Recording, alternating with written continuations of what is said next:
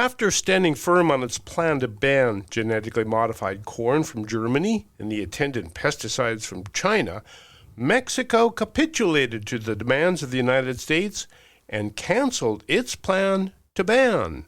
That leads us to ask, why did Mexico stand down from its maize standoff? Welcome to the award-winning Food Chain Radio Show with your host, Michael Olson. And now get ready for 1 hour of What's Eating What Radio. Well, hello out there. You are tuned into the 1363rd edition of the Food Chain Radio Show. Or hey, perhaps you're among our friends over there in Yokohama who are tuned into the podcast as we stream along on the food chain page at metrofarm.com. Well, whoever you are and wherever you are, welcome aboard. I am Michael Olson, your host for this hour of What's Eating What. Folks, a while back I participated in a panel discussion at the U.S. Farmer and Rancher Alliance International Biotech Conference in Chicago. The subject was genetically modified crops. If memory serves, the panel included the presidents of the National Corn Growers Association, National Pork Producers Council, American Soybean Association, and others. The audience consisted of the biotech industry professionals who re-engineer the genetic intelligence of crops to make them more compliant to the needs of farmers and ranchers. In my concluding remarks for this panel, I gestured to the biotech professionals in the audience and said, "You know, the technology you have developed to re-engineer crops is truly miraculous.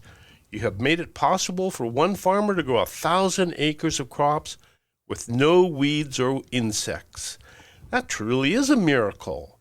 Your technology has made you rich and made the farmers and ranchers of America happy.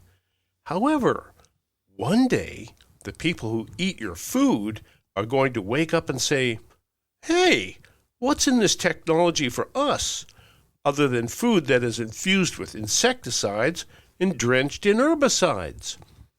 When that day comes, you're going to need to provide the people who eat your food with an answer. What will your answer be?" That day appears to have arrived, but to my knowledge, no answer has been given, other than, "Shut up and eat your cheap food." That leads us to the recent capitulation of Mexico on its maize standoff with the United States, Germany, and China. And so we ask, why did Mexico stand down from its maize standoff? Well, who better to ask than Carey Gillam, who is the author of Whitewash, the story of a weed killer, cancer, and the corruption of science, and the Monsanto Papers, Deadly Secrets, Corporate Corruption, and One Man's Search for Justice.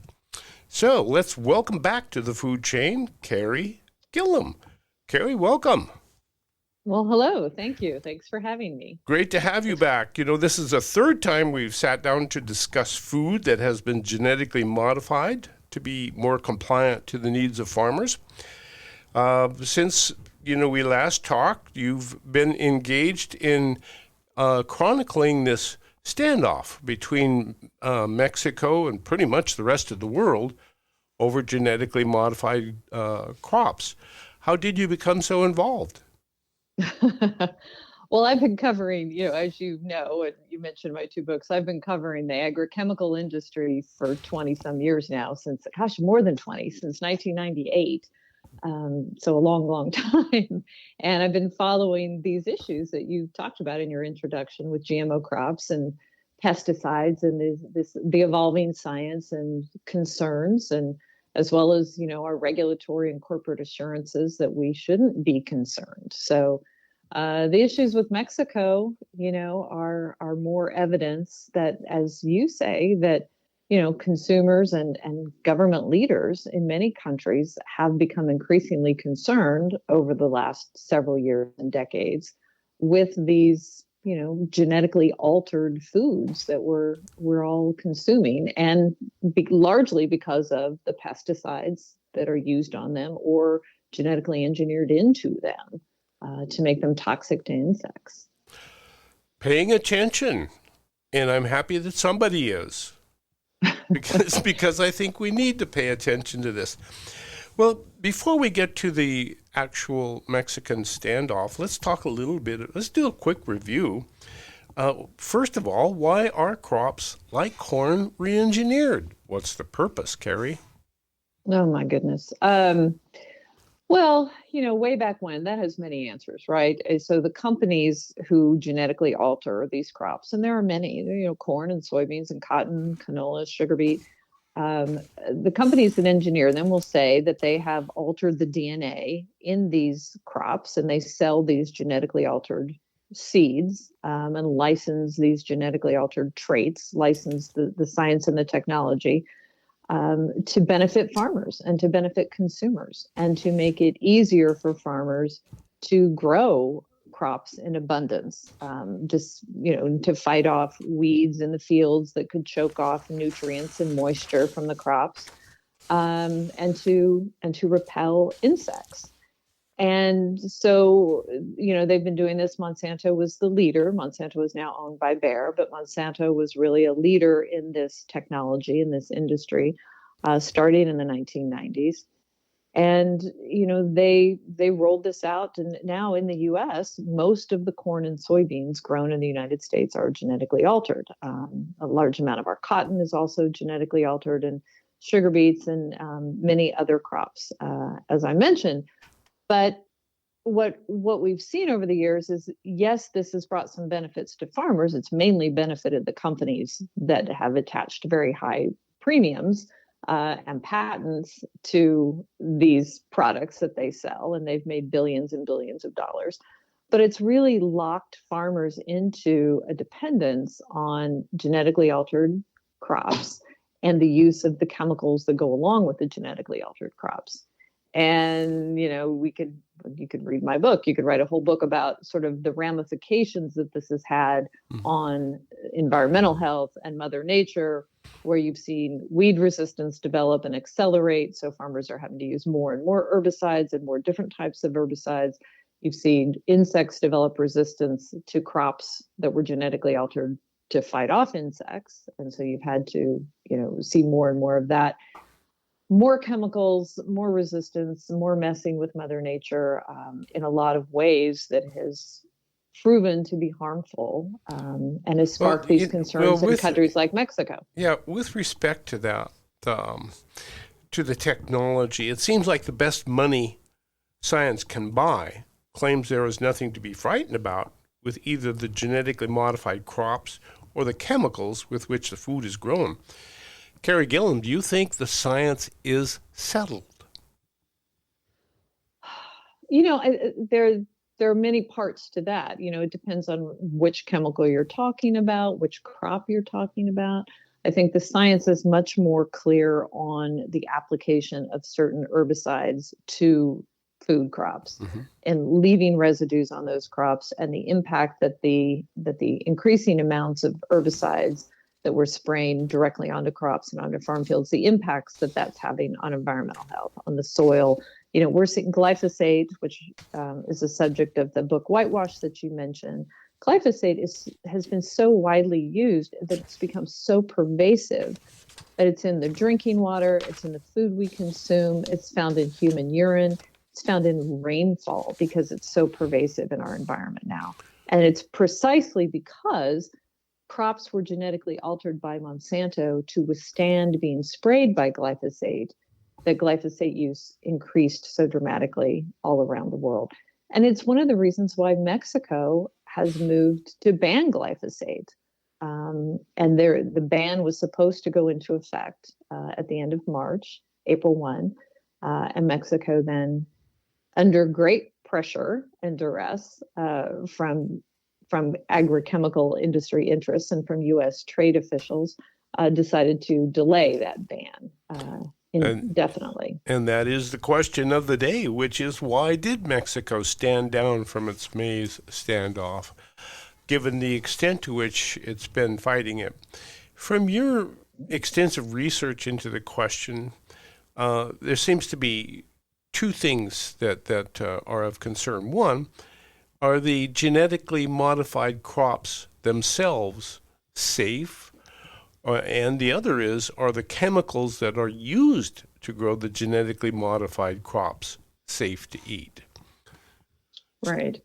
Right. And with glyphosate, so for instance, glyphosate, is used. Glyphosate has been around for a very long time. It was designed to act as a replacement, so to speak, for paraquat, or to give farmers another option, because paraquat is a weed killer that is very, very toxic, acutely so, that if a farmer would accidentally spill a little, splash a little, inhale a little, swallow a little, he could be dead in a few weeks. Glyphosate doesn't act like that, but glyphosate has been tied to non-Hodgkin lymphoma and cancer for chronic use. So farmers who might be spraying this, or gardeners who might be spraying Roundup, which glyphosate, was the active ingredient in for decades, would be exposed through their skin. And there was a connection shown to cancers like non-Hodgkin lymphoma.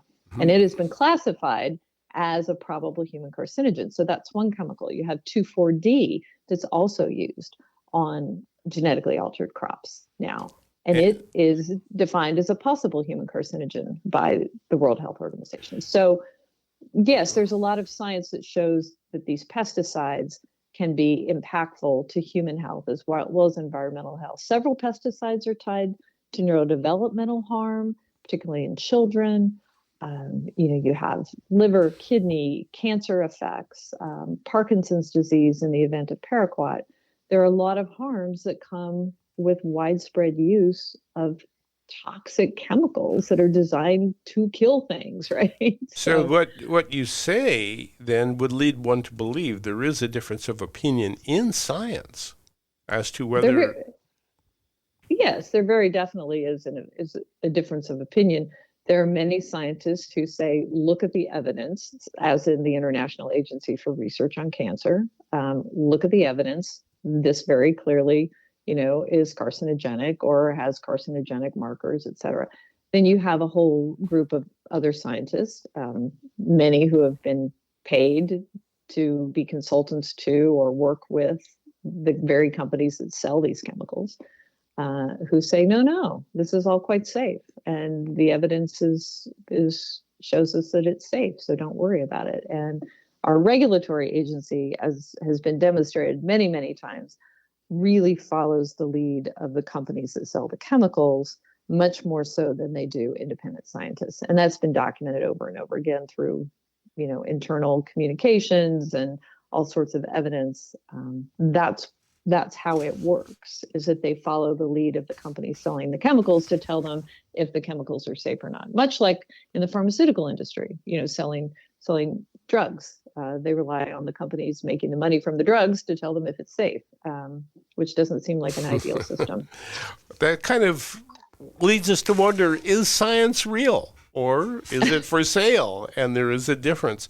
Ladies and gentlemen, you tuned into the Food Chain Radio program. Today's topic, Mexico's maize standoff. And when we get back from this quick break, we're going to ask Carey Gillam, author of the Monsanto Papers and Whitewashed, whether Mexico can stand up to the international cartel of chemical manufacturers who are watching over us with their genetically modified crops.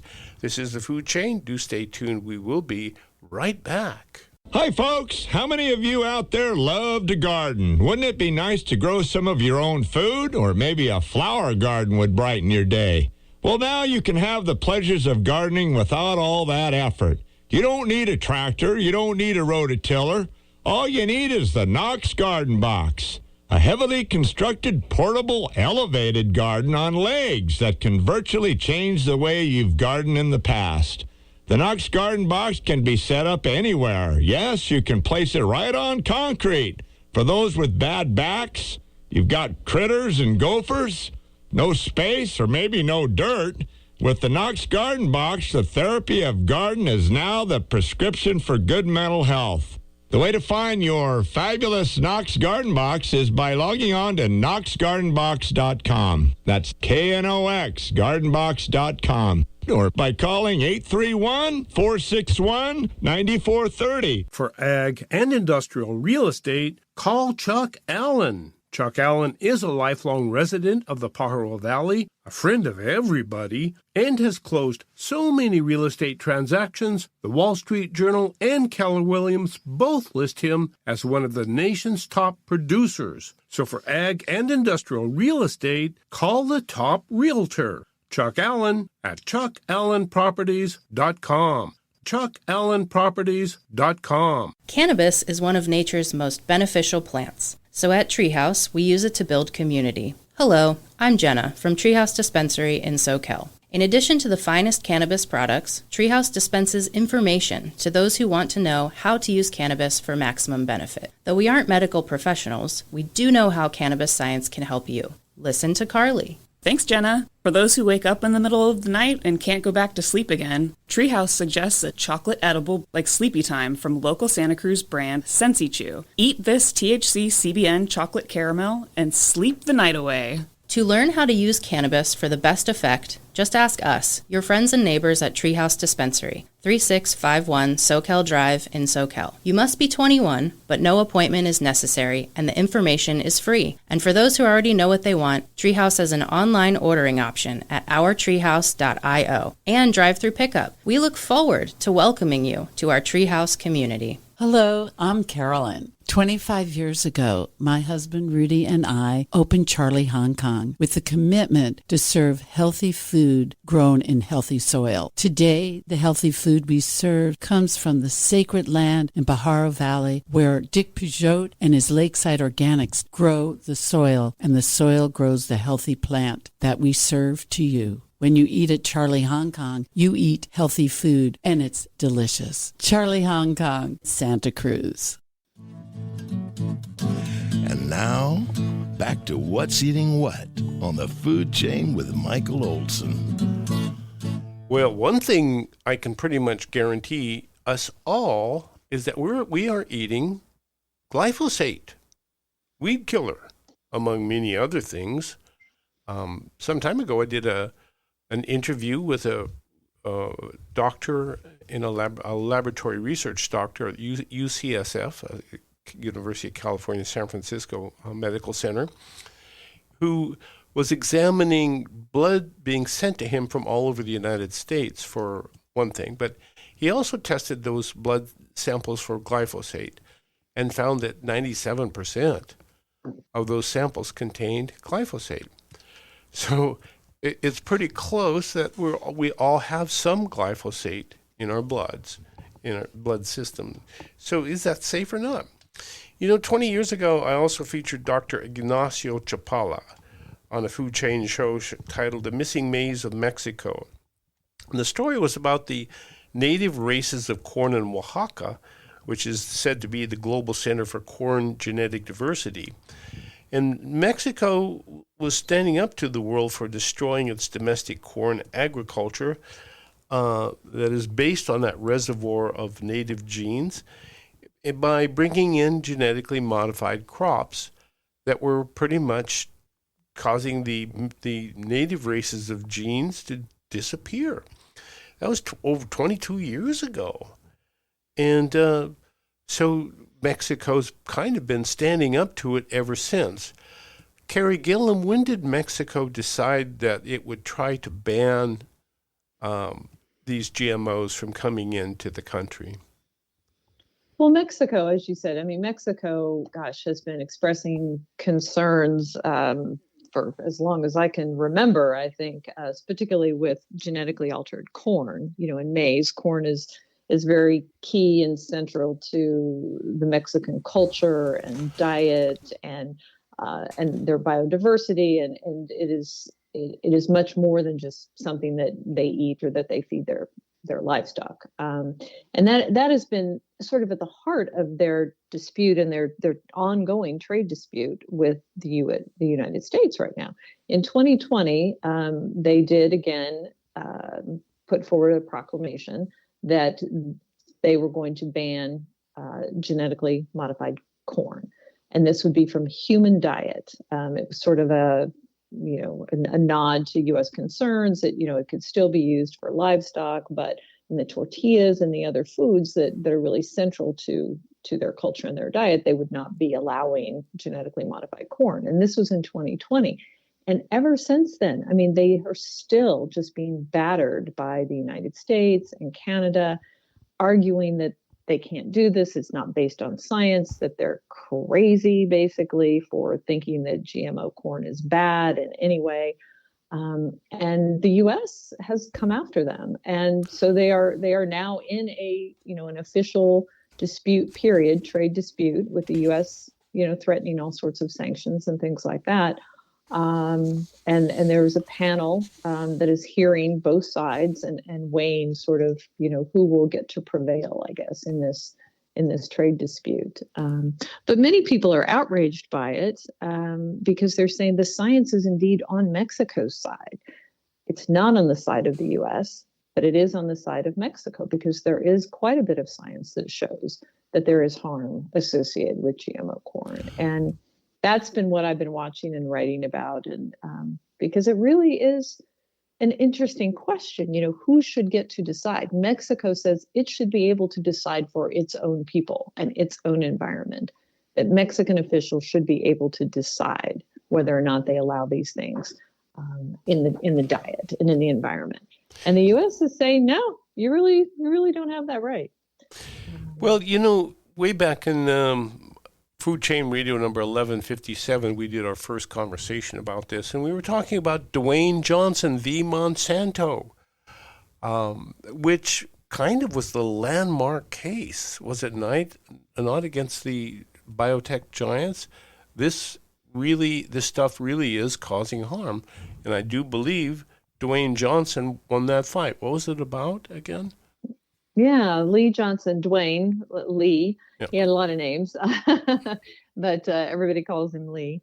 Okay. Won that battle. He was the very first plaintiff to take Monsanto to court and to trial to try to prove that Roundup, that exposure to glyphosate-based herbicides made by Monsanto caused him to develop cancer, non-Hodgkin lymphoma. And that's what my second book is all about, the Monsanto papers. A tragic story. I mean, the man was young and fit and vital and worked as a groundskeeper for schools and was spraying, these glyphosate chemicals on schoolyards and got some very heavy exposures directly onto his skin and then developed these terrible lesions and the blood cancer, non-Hodgkin lymphoma. And doctors said he, would not survive it and would be dead. And so they rushed him to trial, and he did prevail. Was the first to beat Monsanto and to prove that it can cause cancer.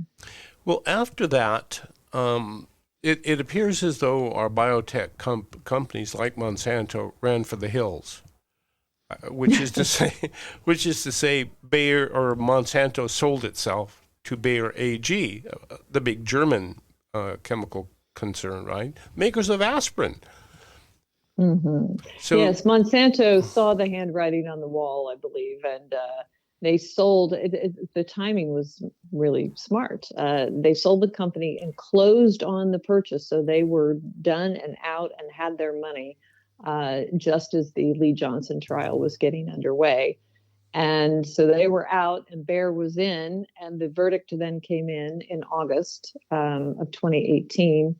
And Bayer's stock immediately plummeted and wiped out, roughly half of their market capitalization. And Bayer has been struggling ever since with investor lawsuits and questions and financial struggles because of their purchase of Monsanto. So Germany owns Monsanto, or what's left of it. I suspect they got rid of the name Monsanto as soon as they possibly could. Probably something like Bayer AG Crop Sciences or something like that now. And yes, they go by Bayer, although in the litigation the names are still Monsanto. Okay. And then the other big agriculture giant, Syngenta, sold itself to China.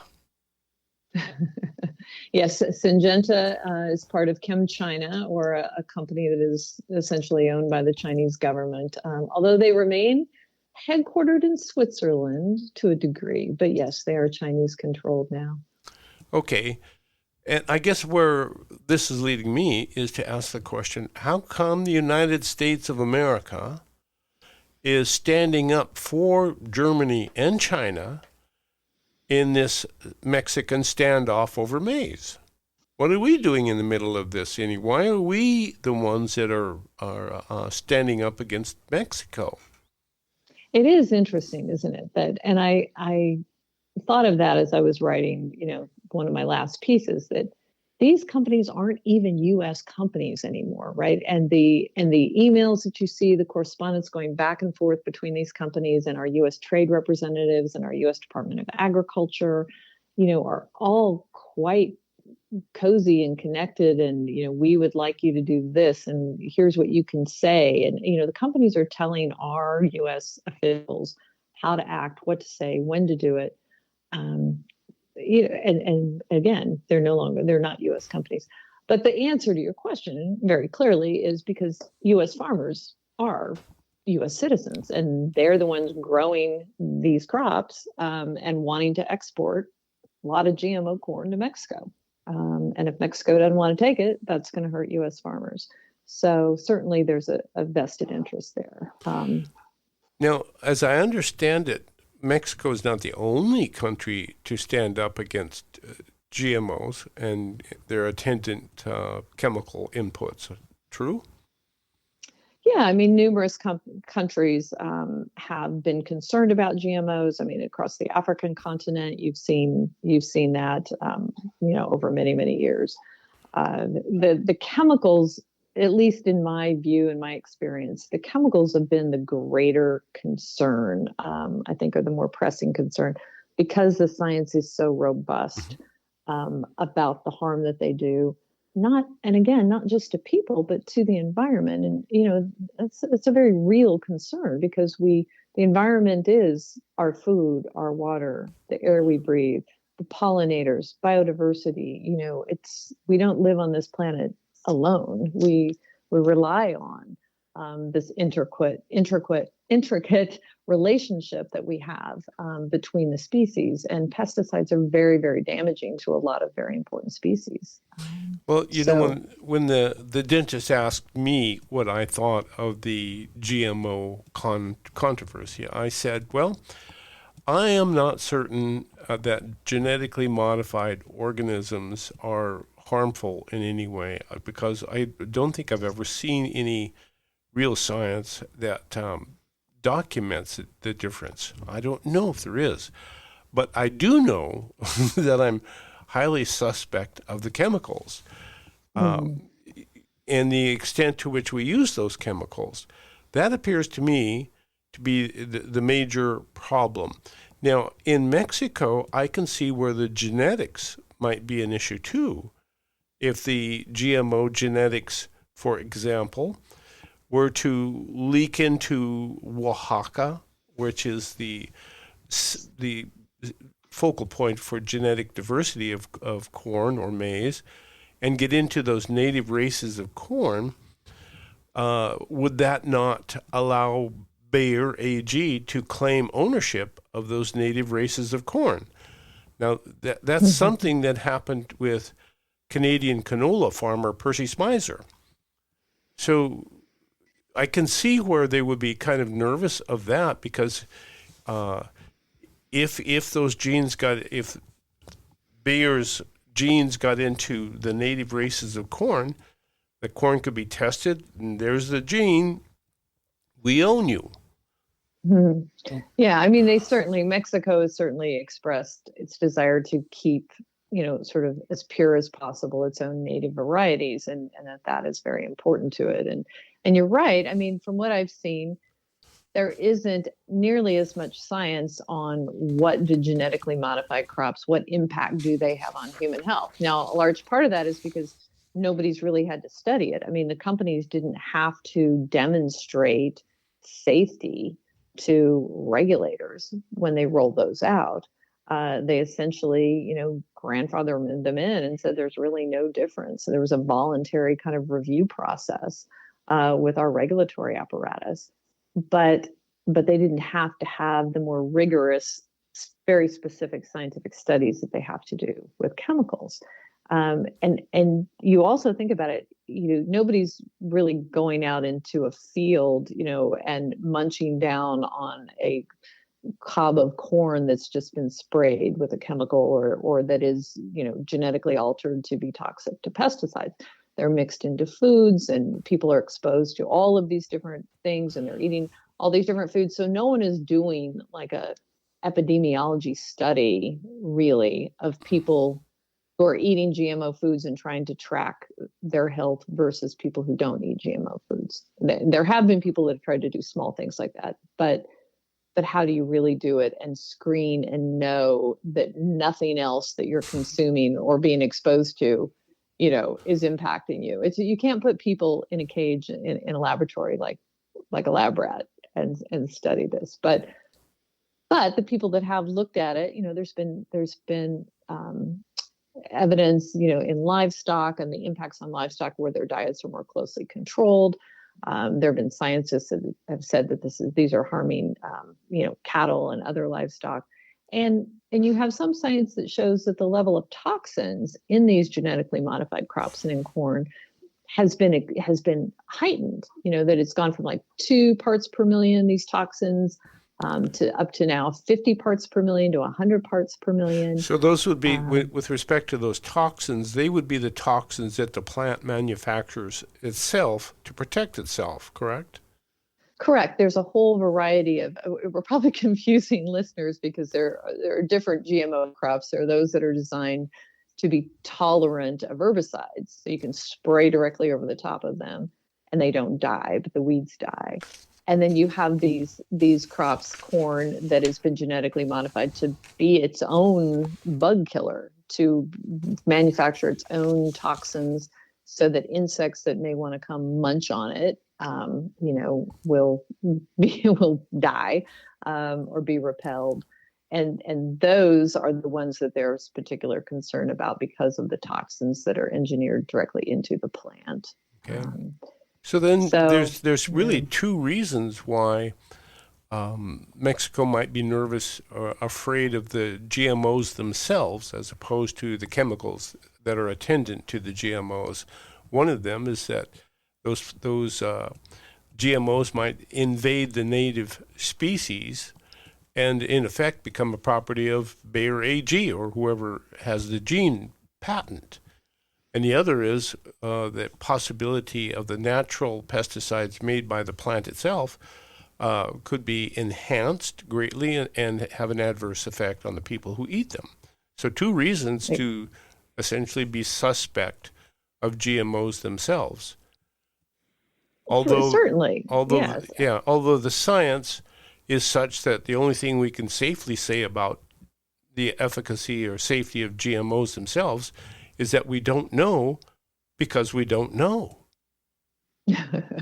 Exactly. And when Mexico, they put out a 189 page report, earlier this year that really lays out exactly why they don't want GMO corn and they don't want glyphosate. So they and they say they have very clear scientific evidence about the harmful effects. Well, we're going to pick that up if we can. We're going to take a quick break, folks. This is The Food Chain. Michael Olson with Carey, Gillam, author of Whitewash and the Monsanto Papers, and some precise insights as to why Mexico is backing down from its Mexican standoff over GMOs. Do stay tuned. We will be right back. You can earn a substantial income by farming for the city. All you need to do is take your crop to market and win the competition for the consumer dollars. There is a well-proven strategy for winning this competition. You will find it embedded in Metro Farm, the guide to growing in or near the city for the city. Polyface Farms' Joel Salatin. Few how-to books could be more appropriate for our times than Metro Farm, a truly comprehensive manual. Metro Farm makes the whole embedded food system doable. It's a must-read. USDA Director Bud Kerr. Big Book. Metro Farm describes the agronomic, economic, and managerial concepts required to generate substantial profits from agricultural locales near metropolitan areas. Before you plant your seeds, pick up a copy of the Ben Franklin Book of the Year award-winning Metro Farm. Then plant your seeds and win the dollars. MetroFarm.com. MetroFarm.com. How would you like to be part of a great mission? You can help the Epoch Times fight for a free press. America's news outlets no longer tell you the truth. In fact, 90% of the media is owned by just 6 corporations. But honest traditional journalism isn't dead. You can find it in the pages of the Epoch Times. Go to readepoch.com and try it. 1 month for just $1. When you do, you're supporting real news and helping us in the fight against fake news. You'll read the truth about how China promotes communism inside the United States and why so many American companies hide the truth about China. You'll read stories about American politics written without a political agenda. It's journalism that you don't get from our dishonest legacy media and without the tyranny of big tech. Be part of a great mission. Subscribe now, 1 month for $1 at readepoch.com. That's readepoch.com. Here's a little secret I'm telling you. Take a little pledge called the 2x2. Spend $2 on local food each day and get 2 friends to do the same and play. Oh, they'll spend their money and when they're through, they'll get 2 friends and do it too. We can eat our way to economic security and personal freedom. It won't cost an extra dime, and it will be so easy, it will make you blush. All it takes is 2 numbers. One is 2, the other is 2, 2. Join us. Take the 2x2 pledge. There's a little secret I shared with you, a simple pledge called the 2x2. You can do it. It don't cost much. It's so easy it'll make you blush. Pledge 2 local bucks each day. Get 2 others to pledge and play. Take your 2x2 pledge at metrofarm.com. 2x2. So much to say, so little time to say it on the food chain with Michael Olson. Well, there is a problem with GMO corn being shipped into Mexico, our neighbor down south. That problem is they don't want it. And our farmers want to sell it to them, and Mexican government and Mexican consumers are not so certain, don't want it. 2 reasons, really, for the Mexican people to not want it. One is that don't know much about the GMO or genes in themselves, the possible dangers of there. We don't really know much about the impact of genetically modified foods on people who eat them, because we just don't know. There's not been any studies. But the attendant chemicals used to grow the GMOs, we know quite a bit about. And what we do know is causing a lot of alarm in a lot of people. Not the people who sell those chemicals, but the people who eat them. And that, I think, is really the big red flag for Mexico. You think that's a fair assumption, Carey Gillam? Yeah, I think for sure. And I pulled up here in our little break, I pulled up a couple quotes that Mexico has said in its report to the U.S. during this trade dispute. And they say there is clear scientific evidence of the harmful effects of direct consumption of GM corn, grain, and corn flour tortilla dough related products. And they say they want more evidence. More evidence is needed as to whether and what extent such risks are transmitted to other food products. So Mexico, and this is the point we should have made, I guess, right at the very beginning, Mexico has been saying to the U.S., prove to us this is safe. And the U.S. is saying what its position on all of this is, no, you prove it's not safe. The assumption by the U.S. is that things are safe unless proven not to be. And in Europe and Mexico and many other countries, they prefer to take a more precautionary approach and say, we want to know it's safe. We want it to be proven safe before we allow people to eat it and spray it and drink it. But in the U.S., we don't do that. In the U.S., we say, unless you can prove to us that it's not safe, we're going to allow it. So it's a very fundamental difference of approach on these chemicals and these crops. So here in the United States, we start with the assumption that the people who manufacture the chemicals are telling us the truth. We do, yes. And in Mexico and Europe and elsewhere in the world, they say, not so likely to trust these people who are manufacturing the chemicals to say that it's safe. Want to see it proven to be safe. What would it take to prove that it's safe? Isn't that like proving a negative or something like that? I don't know. I think it's almost harder to prove that it's unsafe, right? There a lot of times the studies that are required and that are submitted are pretty short-term studies. For instance, with glyphosate and Roundup, Monsanto was never required by the EPA to do long-term studies on the actual product that it was selling, the actual like Roundup and formulated products, which contain glyphosate and then other chemicals and surfactants. They never had to produce long-term studies on the actual product. They could say, we're only going to produce this study. This is, one study on the active ingredient, which is glyphosate. And we're going to, construct it in this way. And we're not going to publish it. We're not going to have it be peer reviewed, but we're going to give it to you, the EPA, and it says that it's safe. And you're going to believe that. And we have lots of evidence, as going back through documents, as I laid out in that first book in Whitewash, where even in some of the studies that the companies submit, the EPA says to them, hold on, all these mice are getting tumors if you expose to this chemical. And the ones in your control group that you didn't expose it to didn't get these weird tumors.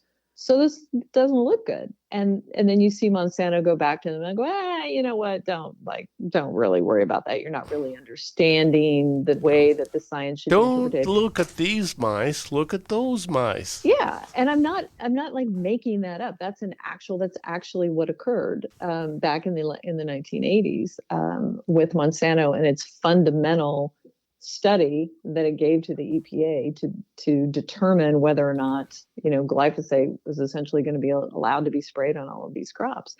And it became a battle with EPA scientists, between the company and EPA scientists. And eventually the elected people who rely on campaign contributions and are pretty tight with lobbyists, overruled their own scientists and said, we're going to believe Monsanto over our scientists.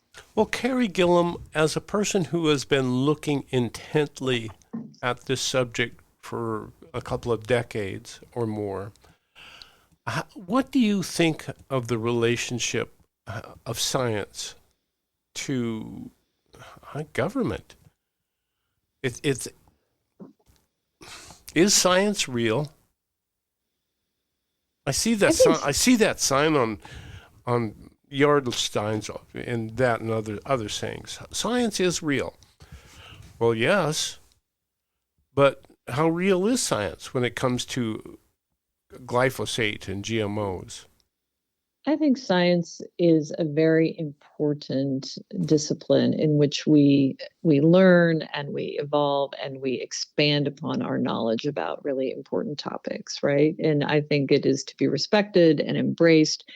I think that it gets corrupted for many, many different reasons. We don't have good independent funding of science. The EPA doesn't do its own scientific studies. It doesn't commission all of these independent scientific studies on all of these different chemicals. Now, could it? I don't know. Maybe if we didn't give billions of dollars to Ukraine and Israel and everybody else, maybe we could fund more independent science in the U.S. I don't know. We don't apply our resources in that direction.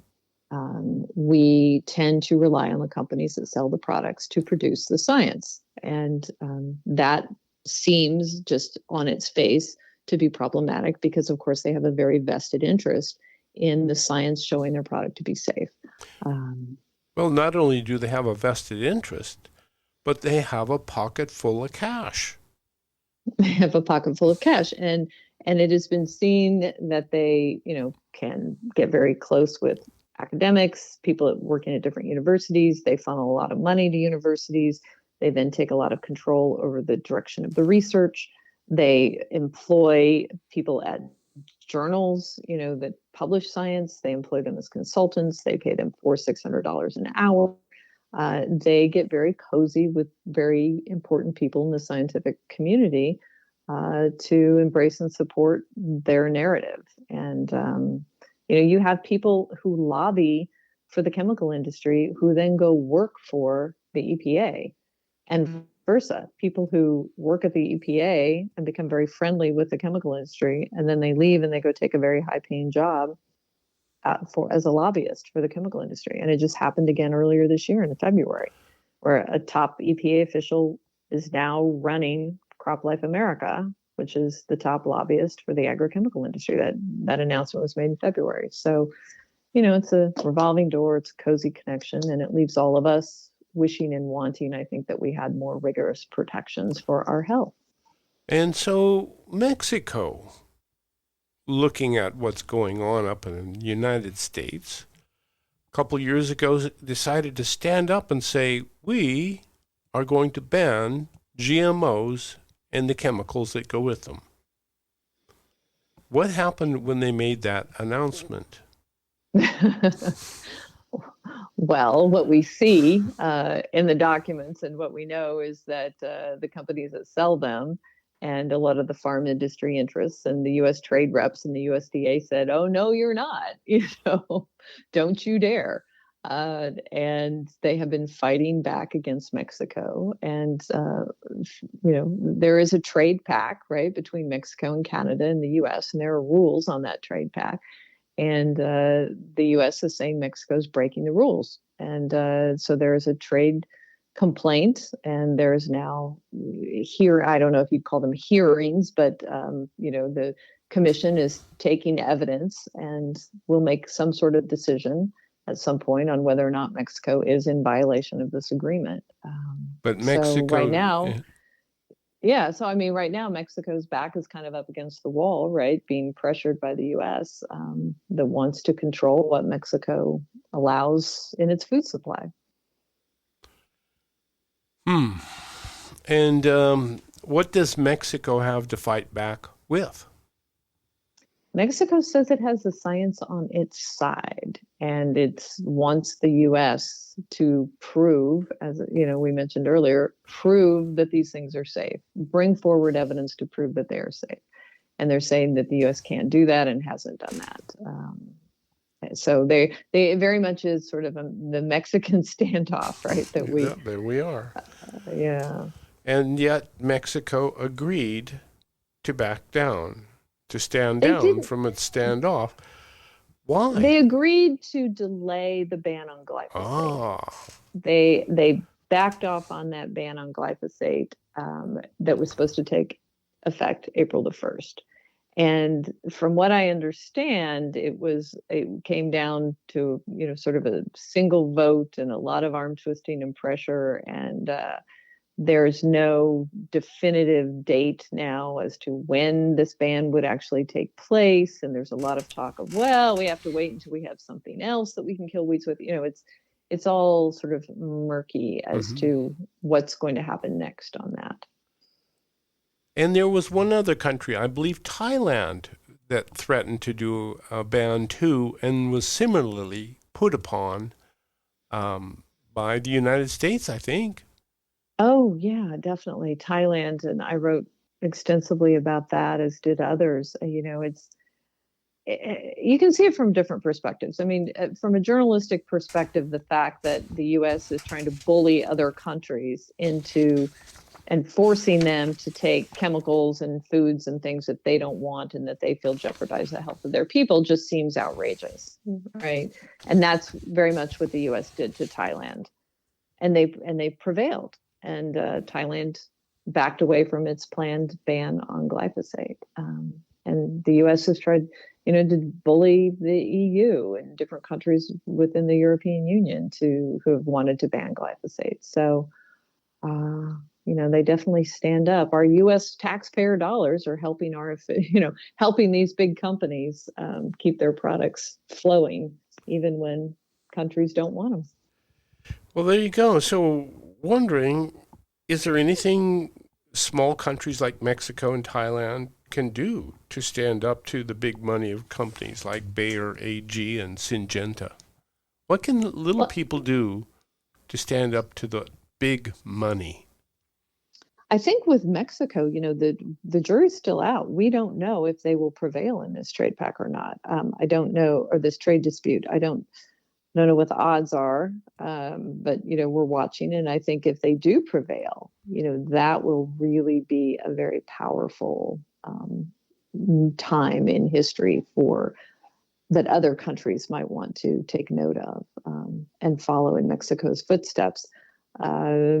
But can they under such pressure and power from the United States? And I don't know. I think we'll see. And in terms of other people, consumers, what do? I guess you vote with your dollar and you decide what you eat and what food you buy and what you consume, but you still are unlikely to escape completely the pervasive pesticide use that we have here in America. It's like the earth is covered in glyphosate, and it's in just about everything. It's in all of us. It certainly is. Most it certainly all of us, is. yeah. Yeah, it certainly is. So I guess when it gets right down to it, those of us who eat food are left with a choice of how to go about what food to eat. And it would seem like they want us, their message, the biotech message, the biotech industry, the chemical industry, would prefer that we just shut the hell up and eat the cheap food. That is true. And of course, many people shopping now are going to be like, well, what cheap food? Yeah. That's right, with inflation. But yeah, it's very difficult. Conventionally grown foods, crops generally are cheaper than organic, right? And those conventionally grown are typically going to be grown with a whole array of different pesticides, not just glyphosate. And you will see that chemicals that are known to be dangerous, that have been banned. You have another example of a chemical that we wrote about not too long ago that had been banned. The EPA says it's a possible human carcinogen, but the EPA has just expanded its use again. So you can get that when you munch on some celery or some vegetables. As soon as you turn your back, they're right back in the door. Carey Gillam, thank you so much. I'll Carey, the author of Whitewash and the Monsanto Papers. Find her at CareyGillam.com and read what she has to say, because what she has to say is not really going to be what they have to say. Thank you all for tuning in, Food Chain. Remember Michael Olson's third law of the food chain: cheap food isn't. Stay tuned for more of What's Eating What next week on the Food Chain. Thank you, Carey. Thank you.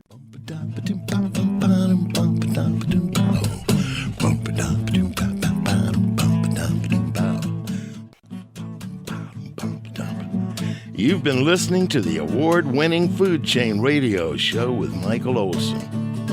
And if your friends missed the show, tell them to log on the Food Chain page at metrofarm.com for a listen. Now, go out and find some food with its farmer's face on it and live.